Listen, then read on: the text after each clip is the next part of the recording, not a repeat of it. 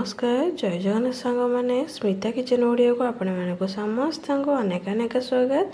मुझे आपण मान सहित शेयर करी पोई शागर बेसर रेसिपी। एटा कम समय कम सामग्री रे प्रस्तुत हो पारुथिबा गोटे हेल्दी रेसिपी।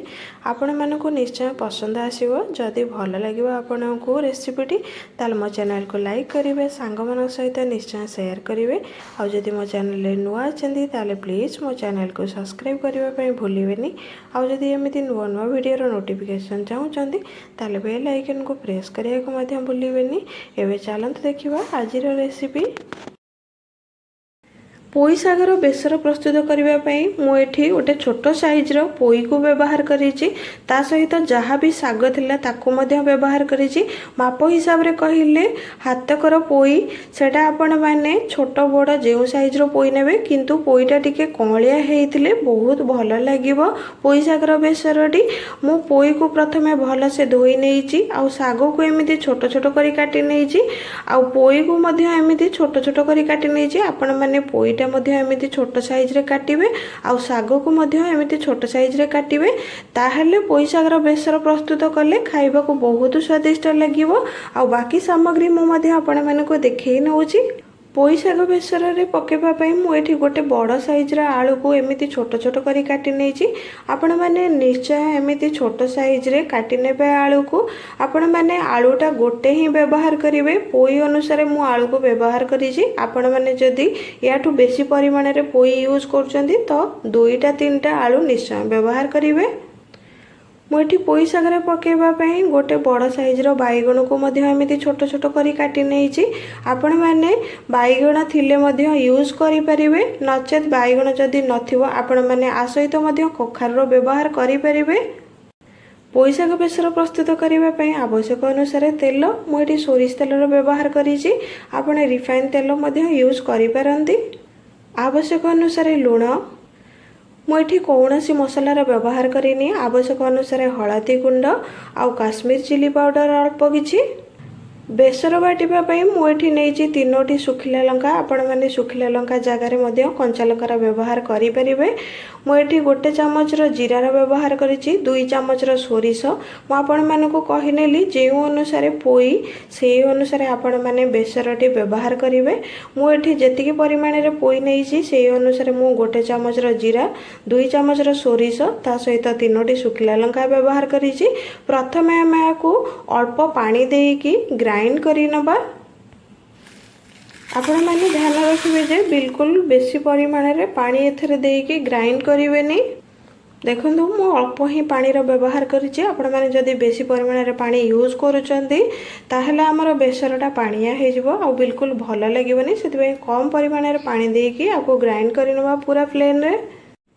एबे देखंतु मु बेसर को ग्राइंड करि नै आसीछि। एमिति रहिबा दरकार बेसरटी।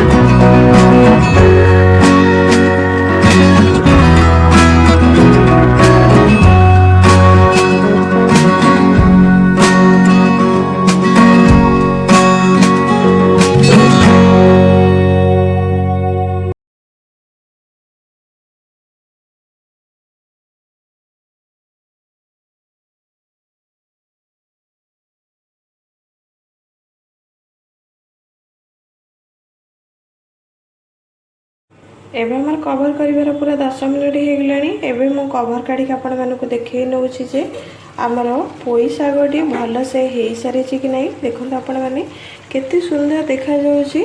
प्रथमे आमे देखिबा जे आलूटी आमर भल से सिझिछि कि नहीं। आपण मैंने निहाती प्रथम रु चेक करेंगे जे आलूटी भल से सिझिछि कि नहीं। देखो आपण मैंने आलूटी पूरा भल से सिझी जाइछि। आपण मैंने आलूटी सिझी जाइछि भल से जानि परिबे जदी ताहले पोईटी मध्य पूरा भल से सिझी जाइथिबो। जदि आपण मैंने देखिला बेले आलूटी भल से सिझी नथिबो तेबे आपण मैंने निहाती लो फ्लेम रे आउ 5 मिनिट पर्यंत कवर करके रखिबे। एबे हमर पोई शागर बेसरटी बनी की पूरा रेडी हो जाइछि। एबे आमे गैस को बंद करी नबा आउ चलंतु सर्व करिबा। पोई शागर बेसरटी एबे बनी की रेडी हो जाइछि। मु मध्य सर्व करी नैछि। देखंतु आपण माने केते सुंदर देखा जाउछि। जेमिति देखा जाउछि खाइबा को मध्य सेमिति स्वादिष्ट लागिवो। आपण माने निहाती मोर एई पोई शागर बेसर रेसिपीटी ट्राई करिवे। आशा करूछि आपण माने को रेसिपीटी भले लागिवो। जदि भले लागिवो मो चैनल को लाइक करिवे, सांगमान सहित निश्चय शेयर करिवे। आ जदि मो चैनल रे नुआ अछंती ताले प्लीज मो चैनल को सब्सक्राइब करबा को भूलिबेनी। आ जदि एमिति नुआ वीडियो नोटिफिकेशन चाहूचंदी ताले बेल आइकन को प्रेस करिया को मध्य भूलिबेनी। एबे रहूची जय जगन्नाथ। आसीबे आ गोटे नुआ रेसिपी नै। नमस्कार।